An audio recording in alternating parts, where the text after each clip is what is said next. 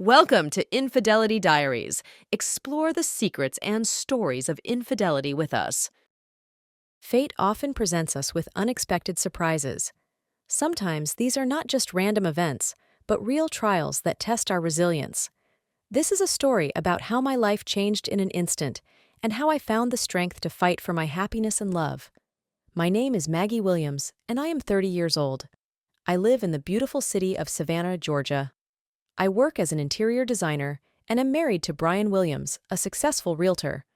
We have an 8-year-old son, Jake, who fills our lives with joy and laughter. We live in a cozy house in one of the oldest neighborhoods in the city, surrounded by magnificent oaks and historic mansions. Our marriage always seemed perfect to me. We supported each other in difficult moments and rejoiced together in good times. However, lately, something had changed. Brian had become more distant. His late returns home and frequent business trips began to worry me. I felt that there was a wall between us that I couldn't overcome. One evening, when Brian was once again late at work, I decided to spend time with Jake. We watched his favorite cartoons and ate popcorn. Jake fell asleep on the couch, and I carried him to bed. Returning to the living room, I noticed Brian's phone on the table. My heart ached with anxiety. Something inside me suggested that I should check his phone. I took the phone and started browsing through the messages and emails. At first, everything seemed ordinary. Work correspondence, messages from friends and colleagues. But then I came across a message from a woman named Laura. In it, she wrote how much she missed Brian and was looking forward to seeing him. My heart clenched with pain. I continued to read their correspondence and learned that they had been seeing each other for several months. I felt as if the world around me was falling apart. All these years, I believed our marriage was perfect, but now it turned out to be a lie. I decided not to make a scene, but to think about what to do next. I needed to understand why this happened and what I should do. The next day, I called my best friend Caroline and told her everything. She was shocked, but supported me. "Maggie, you deserve better. You need to talk to him and find out everything," she said. Her words gave me determination. I decided that I would not remain silent and wait for Brian to tell me the truth himself. I needed to act.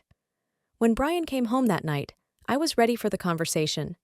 We sat in the kitchen, and I started to speak. "Brian, I found your messages with Laura. You need to explain everything to me," I said, trying to stay calm. Brian sighed and looked at me with a guilty expression. "Maggie, I don't know how this happened. I didn't want to hurt you. It all started by accident," he began. "Accidentally? Brian, you've been seeing her for several months. How could you do this to me and our son?" I couldn't hold back my tears anymore. "I'm sorry, Maggie. I don't know what came over me. I got confused in my feelings. Laura? She was just there when I was having a hard time," he continued, but I no longer heard him. "Hard? And what about me?" I shouted. "You didn't even try to talk to me, to share your problems. You just found comfort on the side." Brian was silent, and I realized that this conversation would not lead to anything good. "I think we need time to think things over. I can't continue living in such tension," I said. Brian nodded and agreed that we needed time to reflect. The next day, I called a lawyer and scheduled a meeting to learn about my rights and options. I knew I needed to be prepared for any developments. For the next week, I tried to stay away from Brian. I spent more time with Jake and Caroline, trying to distract myself from thoughts of betrayal. But one evening, as I sat on the porch with a cup of tea, Brian approached me. "Maggie, I've thought it over. I want to try to fix everything. I understand that I made a lot of mistakes, but I love you and Jake," he said, his voice full of sincere remorse. I looked at him, and in his eyes I saw a spark of hope. Maybe we could try to start over. But I knew it would be a long and difficult path. "I also want to believe that we can fix everything, Brian, but we need to work a lot on our relationship, and I can't promise that I will be able to forgive you," I replied. We agreed that we would go to a family psychologist and try to improve our relationship. This was only the first step on the long road to restoring our marriage, but I was ready to try for the sake of our son and for the love that once bound us. Life in our house felt like a roller coaster. Brian and I decided to try to restore our marriage, but each day brought its own challenges. Our conversations became more open, but the pain of betrayal still lingered in the air. We started seeing a family therapist, which helped us understand each other better, but I knew it would take time to heal the wounds. One of those days, after dropping Jake off at school, I decided to take a walk around the city. Savannah had always been a source of inspiration for me, and I hoped that a walk through its historic streets would help me clear my mind. Passing by a small cafe, I noticed a familiar figure. It was Laura, the woman Brian had an affair with. She was sitting at a table by the window, engrossed in something she was reading. My heart tightened with pain and anger, but I decided that I needed to talk to her. I entered the cafe and approached her table. Laura looked up and was surprised to see me. "Hi, Laura. May I sit down?" I asked, trying to remain calm. "Maggie, of course, have a seat," she replied, putting her book away. We sat in awkward silence for a few seconds until I gathered the courage to speak. "I know about your relationship with Brian," I began. "I want to understand why you decided to get involved with him, knowing that he was married and had a family." Laura sighed and lowered her eyes. "I can't say it was right," she admitted. "But it happened. I never planned to destroy your family. I just fell in love with him. Do you understand that your actions hurt not only me, but also our son?" I asked, feeling the anger rise again. "I understand, Maggie," Laura replied, her voice full of regret. "I'm truly sorry. If I could change anything, I would." I looked at her and saw that she genuinely regretted her actions, but it didn't ease my pain. "I needed to hear that," I said, standing up. "I hope you understand what you've destroyed." I left the cafe feeling both empty and relieved. The conversation helped me realize that my feelings were important and that I needed to fight for my happiness.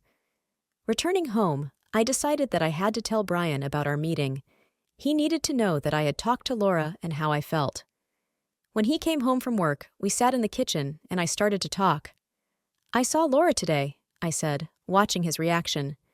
"We talked, and she apologized for what happened." Brian looked surprised, but listened attentively. "I understand that it was a difficult conversation for you," he replied.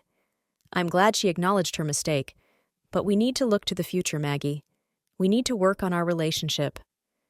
I nodded, realizing that he was right. We began working on rebuilding trust. Each day was a small step forward, and although it was not easy, I felt that we were doing the right things. A few weeks after my meeting with Laura, I decided to organize a small family outing.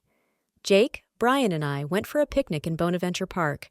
It was our favorite place, and I hoped that the time spent together in nature would help us feel like a family again. The picnic went wonderfully. We played ball, ate sandwiches, and simply enjoyed each other's company. Jake was happy to see Brian and me getting closer again, but I knew there was still a lot of work ahead. After the picnic, Brian and I started spending more time together. We made an effort to talk to each other openly and honestly. Each evening, after Jake went to bed, we would sit in the living room and share our thoughts and feelings. This helped us understand each other better and strengthen our relationship. One evening, sitting by the fireplace, Brian took my hand. "Maggie, I want to tell you how grateful I am for your patience and understanding. I know I've made many mistakes, but I'm willing to work on myself and our relationship," he said, his voice full of sincerity. I looked into his eyes and saw that spark I hadn't seen in a long time. Maybe we really did have a chance to start over. "I also want to believe that we can fix everything, Brian, but we need to be honest with each other and not be afraid to talk about our feelings," I replied. He nodded, and I felt the connection between us rekindle. We sat by the fire, holding hands, and I hoped that this path we had begun would lead us to a better future. Several months had passed since Brian and I started working on restoring our marriage. Therapy and open conversations were helping us, but there was still much work to be done. We learned to talk to each other about our feelings and problems, but trust still needed to be rebuilt. Jake noticeably felt the improvement in our relationship and was happy to see us making an effort to be closer to each other. One of the important moments in our recovery was the idea of spending a weekend together, without the child and household worries. We decided to go on a romantic trip to the mountains of Asheville, North Carolina. This place had always captivated us with its beauty and tranquility. We booked a cozy cottage with a view of the mountains and set off on our journey. The drive to Asheville was long but scenic. We talked, listened to music, and enjoyed the views. I felt the tension gradually dissipating, and we were becoming closer again. Upon arrival, we were enchanted by the cottage. It was cozy and beautifully decorated, with a fireplace and a large balcony overlooking the mountains. We spent the first evening by the fireplace, enjoying wine and conversation. I felt that connection between us rekindling, the same one that was there at the beginning of our relationship. Brian suggested a walk around the area, and I gladly agreed. We walked along a forest trail, holding hands. The gentle evening breeze carried the sense of pine and freshness. Brian stopped and looked into my eyes. "Maggie, I want you to know how much your support means to me. I understand that I've made many mistakes, but I'm ready to work on myself and our relationship," he said, his voice full of sincerity. I felt tears welling up in my eyes, but they were tears of joy and relief. "I also want to believe that we can fix everything, Brian, but we need to be honest with each other and not be afraid to talk about our feelings," I replied, squeezing his hand. We continued our walk, enjoying each other's company and the beauty of nature around us. Returning to the cottage, we decided to cook dinner together. It was so pleasant and cozy, just like the old days. We laughed, cooked, and reminisced about moments that were important to both of us. After dinner, we sat by the fireplace again. Brian looked at me and suddenly leaned in to kiss me. It was a tender and passionate kiss that reminded me of the times when we first started dating. I felt all the tension and pain of the past months melting away, giving way to love and passion. Our kisses grew deeper and more passionate. We felt our love rekindling, and I knew we were on the right path. That night was filled with tenderness and intimacy that we had been longing for. The next day, we decided to go on a tour of the Asheville area. We visited several wineries, enjoying tastings and beautiful views. Brian was attentive and caring, and I felt that we were becoming the couple we used to be. During one of the tours, we stopped at a small waterfall. The water cascaded over the rocks, creating a melodious sound, and we decided to have a small picnic. Sitting on a blanket by the waterfall, we talked about our dreams and plans for the future. Brian suggested trying to have another child once our relationship was fully restored. My heart filled with joy and hope. Returning to the cottage, we spent another evening by the fireplace, talking and enjoying each other's company. I felt our love growing stronger and that we were on the right path to a new beginning. On the last day of our trip, we spent time walking through the forest and enjoying nature. We decided that we would make such weekends more frequent to maintain our connection and remind each other of the importance of our relationship. Returning home, I felt that we had made a huge step forward. Our love and trust were gradually being restored, and I was ready to fight for our future. Jake was happy to see us cheerful and joyful, and I knew that we were doing everything right for him and for our family. Several months had passed since Brian and I returned from our romantic getaway in Asheville. Our life gradually began to return to normal, and we became closer than ever. But, as it turned out, the past had not yet let us go. One evening, while I was at home looking through old photographs, I received a call from my old friend and colleague, Tom. We hadn't been in touch for several years since he moved to another city, but our friendship remained unchanged. "Maggie, how are you? It's been a while since I heard from you." His voice was as friendly as ever. "Tom, hi, I'm good. How are you?" I replied, delighted by the unexpected call. We talked for a long time, reminiscing about old times and sharing news. Tom told me that he had returned to Savannah and was now working at a local company. He suggested we meet for dinner to catch up. I agreed, knowing that meeting him would help me take my mind off everyday worries.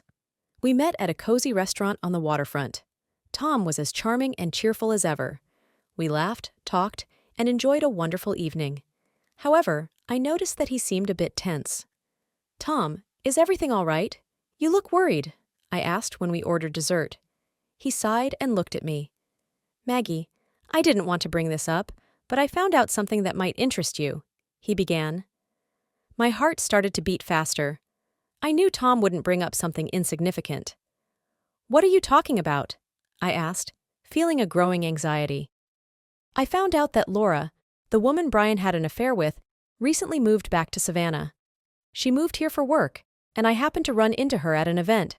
She said that she and Brian are still in touch, Tom said, his voice full of regret. I felt like the ground was slipping away from under my feet. All the efforts Brian and I had made to rebuild our relationship seemed to be in vain. "Are you sure about this?" I asked, hoping it was a mistake. "Yes, Maggie. I'm sorry to have to tell you this, but I couldn't keep it to myself," he replied. I thanked Tom for his honesty and went home in a state of shock. I didn't know what to do next. Brian came home late, and I decided not to cause a scene, but to think about my actions first. The next day, I decided to meet with our family therapist again to discuss the situation.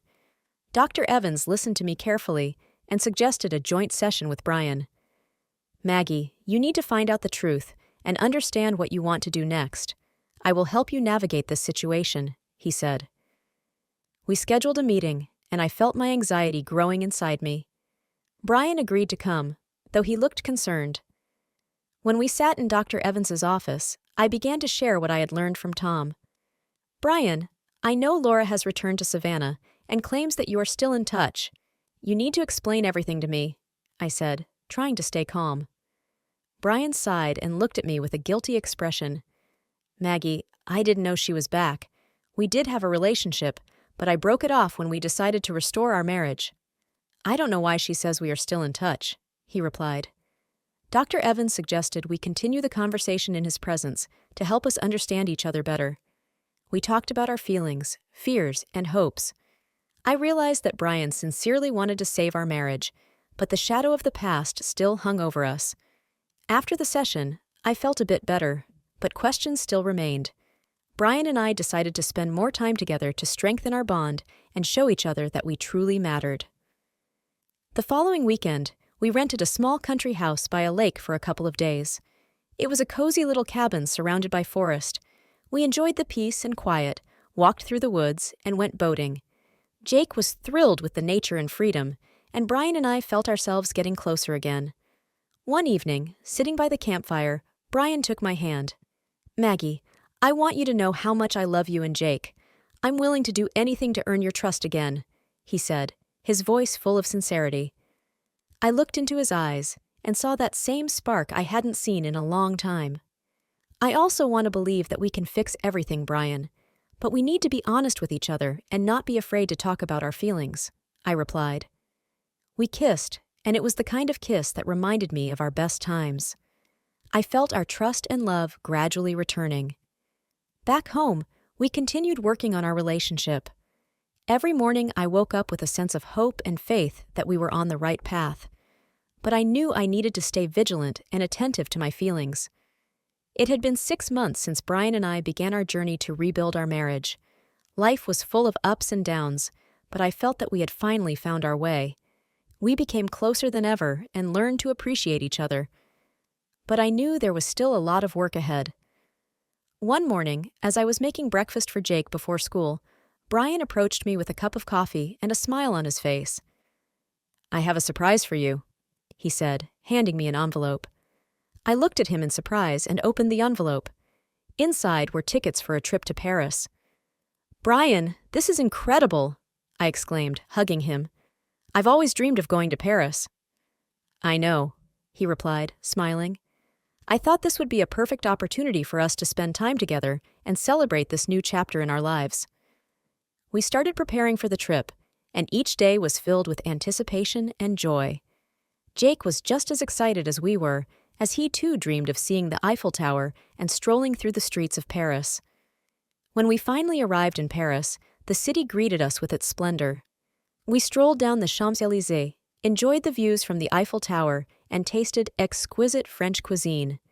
It was like a fairy tale, and I felt that our trip symbolized a new beginning. One evening, as we returned to the hotel after dinner, Brian suggested a walk along the banks of the Seine. We walked hand in hand, enjoying the view of the city at night, when he suddenly stopped and looked into my eyes. "Maggie, I want to tell you how much our life together means to me. I know I made many mistakes, but I'm grateful for the second chance you gave me. I love you and want to spend my whole life with you," he said, his voice full of sincerity. I felt tears of joy welling up in my eyes. These were the words I had been waiting to hear.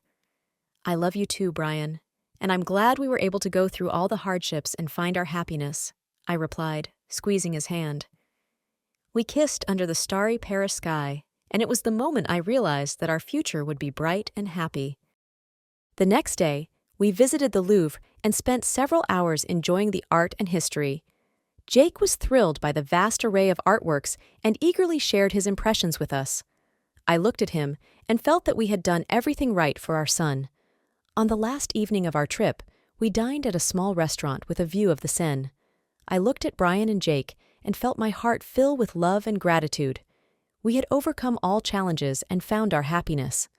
Returning home, we continued to work on our relationship and build our new life. I knew there was still much work ahead, but I was ready for it.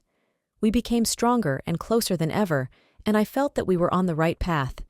Every morning, I woke up with a sense of joy and hope. I knew our family had become stronger and that we could overcome any difficulties. Our journey was not over, it was only beginning.